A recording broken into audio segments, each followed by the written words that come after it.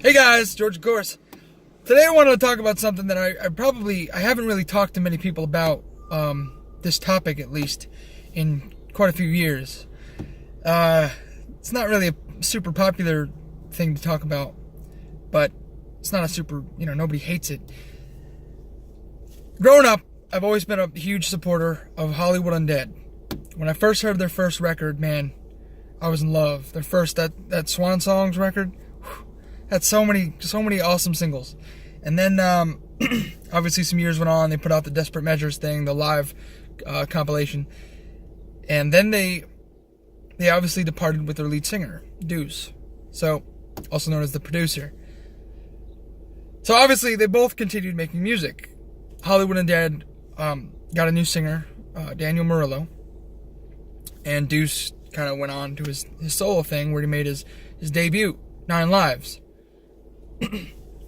I have 9 Lives tattooed on my bicep, actually, because I used to support this group so strongly. And like on Swan Songs, my favorite part of Swan Songs were the choruses. Obviously Deuce sang the choruses.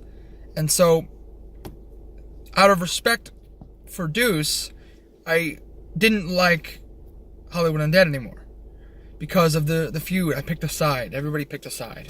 Everybody still picks sides. Deuce just came out with his sophomore album, Invincible. It's decent. I'm not huge on it, but that's not an anti-Deuce thing or a pro-Hollywood Undead thing. I like both sides. I can't stand the people. It's like a bunch of little 13-year-old emo kids sitting around on the internet. Hollywood Undead sucks without their lead singer. They should bring the... Shut up, man. They're doing great. And so is Deuce. I mean, Deuce's record sales are doing great. Bought a bunch of copies myself. I think it was pretty good.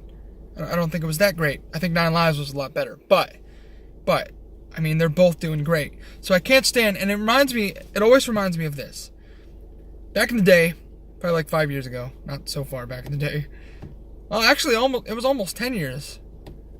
Next year it'll be 10 years, I think, since Escape the Fate and Ronnie made that whole, falling out thing. Falling out, get it? Dad jokes. No, but yeah. So and when they split up, I mean, fans would go to Escape the Fate concerts and bitch at Escape the Fate, and Escape the Fate would chant it on. Yeah, fuck Ronnie, and Ronnie would go to his concerts and say, fuck Craig Mabbitt, and they'd go back and forth.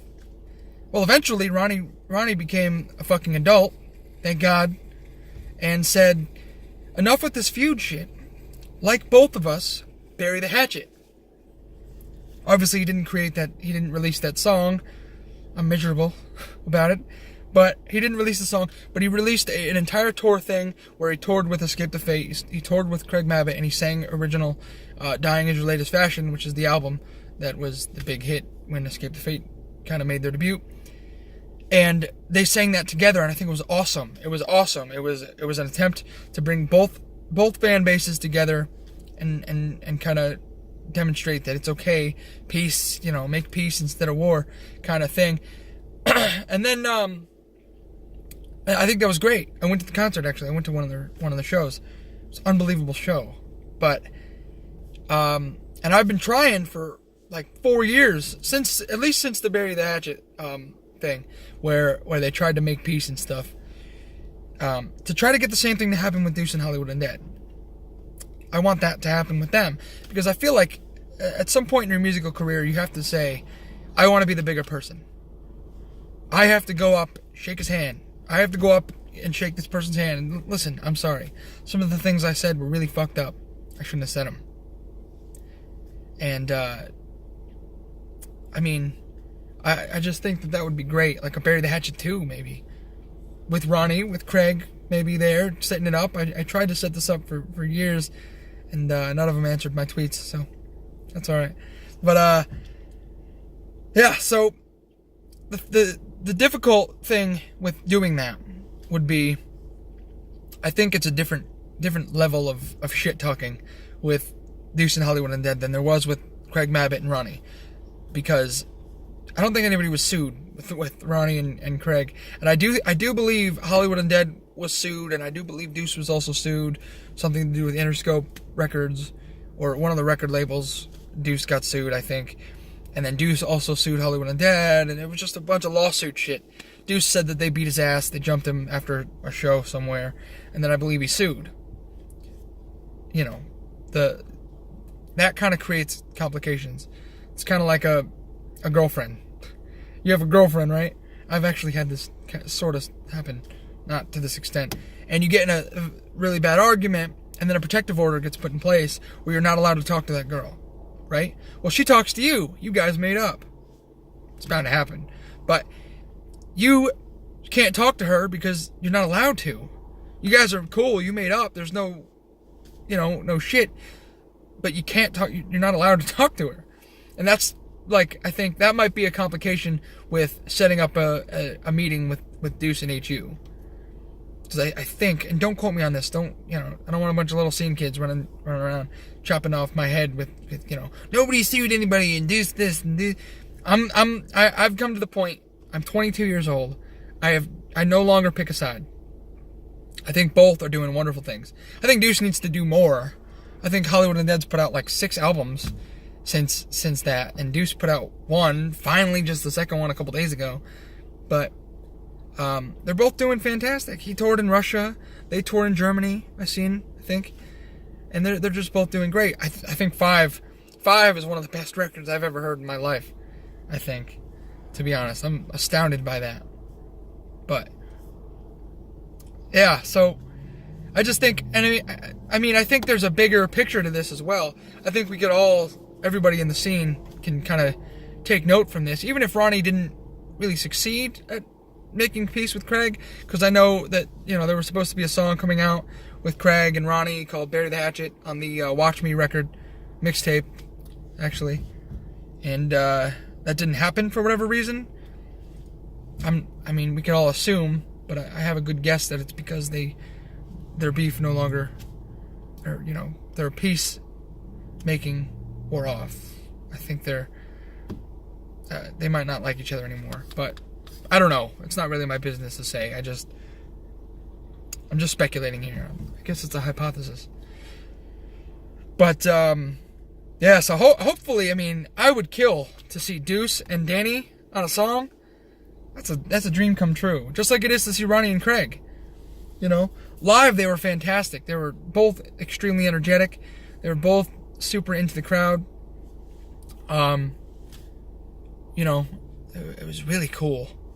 So, I think a lot of the problem is, and this sucks, but I noticed a lot with a lot of Deuce's fans, and I'm a Deuce fan, so I'm not sitting there shit-talking you guys, but I think that, see, like Deuce, okay, if you compare Deuce and Ronnie Radke, they make a lot different music. I feel like Ronnie's a little bit more mature, makes like that adult rock music, and I feel like Deuce is still in that, I like Broken Side phase.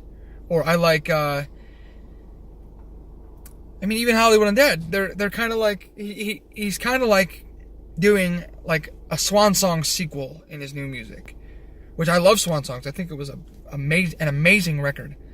The sales were unfucking believable. Nobody believed it would happen when they were making the record. All the band members have said, we thought it was gonna suck, because that's why they named it Swan Songs. They thought it was gonna be the end, but it wasn't the end. But I just think, and the thing that I'm getting at here is I think that a lot of Deuce fans are sort of immature in a sense, and I don't mean this rudely to Deuce fans. I don't want a bunch of emo kids sitting on their fucking keyboards talking shit to me. You're a piece of crap, you're a fucking asshole, in Russian, because all of them fucking speak Russian. And, shit talking me. I'm not saying it's as a bad thing. I think a lot of you guys are just younger people. Not immature mentally necessarily, but I mean physically, young. So you have young minds. It's normal to have young minds when you're young. And I don't think a lot of the fans have gotten to the point where, like, forgiveness, maturity, let's be the bigger person. Let's shake hands. Let's, make an attempt to kind of make peace. I've seen a couple people that have. A couple people on there are like, yeah, Obviously, I'd love to see Danny and Deuce. I think Deuce and Danny should redo Swan songs. I've seen some guys say, and I think that'd be cool. Any of this stuff is cool. I love when people think outside of the box, and I feel like a lot of people nowadays aren't. I love the fact that I love the fact that Ronnie was doing a mixtape. It breaks my goddamn heart to see that he didn't do it. I've inboxed him on Instagram like 40 times. Hey, any update on the mixtape? Any update on the mixtape? Update on the mixtape? Mixtape? It's like 5 songs. It was like the 5 songs I was dying to hear that didn't come out. So, I mean, Stupid Boy was amazing. That record, oh, I'm in love with that mixtape. Truly. I think it's so cool. Even if it's not that good of rap. Like, a lot of people are like, Ronnie can't rap. He needs to stick to rock. Debatably, I like it. But obviously a lot of other people don't.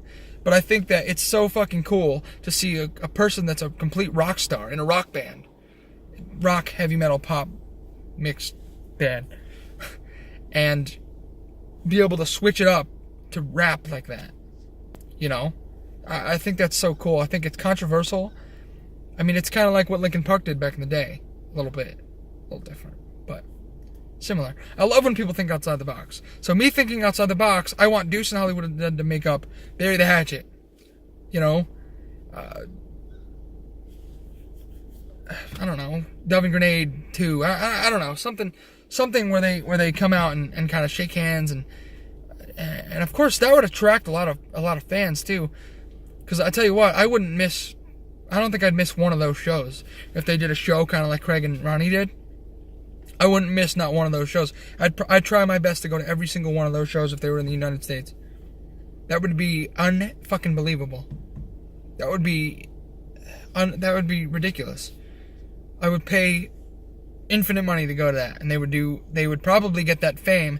Hollywood Undead was in an interview the other day that I watched talking about how they'll never get really mainstream media attracted.